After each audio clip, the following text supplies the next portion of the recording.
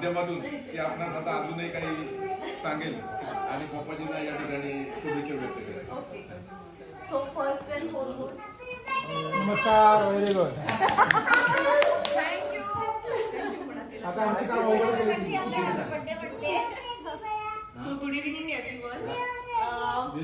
पहिल्यांदी पप्पाजींना वाढदिवसाच्या 90व्या वाढदिवसाच्या खूप खूप खूप शुभेच्छा. म्युझिक हा आहे मी तू हा घेऊन द्या. बंद करू बरं.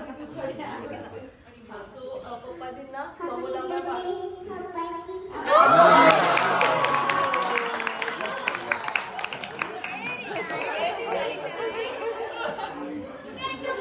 परत परत परत परत हॅपी बर्थडे पप्पा. तोंडाजवळ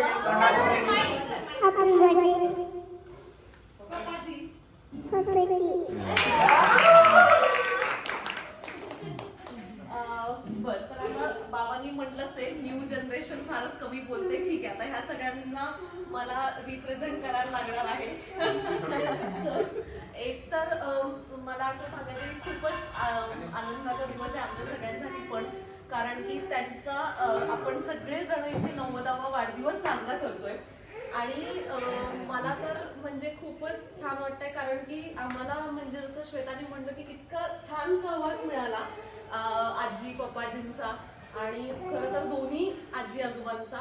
पण विशेषतः माझ्या मनामध्ये नेहमी आठवण राहते की त्यांनी इतकं म्हणजे नातवंडांसाठी एवढं सगळं केलेलं आहे, म्हणजे त्यांच्या मुलींवरती केलेले संस्कार आणि ते इतके चांगले की त्यांच्या मुलींनी पण त्यांच्या पुढच्या जनरेशनला ते दिले आणि आम्हालाही ते एवढे दिलेत की आम्ही सुद्धा सिमिलरली आमच्या पुढच्या जनरेशनला देतोय.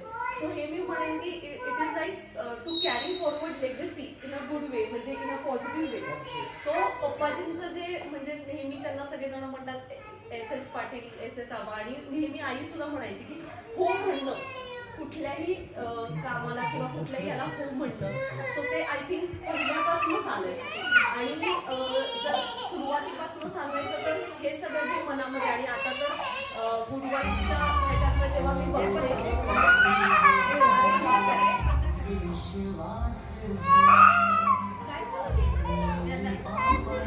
एस्केप कर पटकन, एस्केप कर.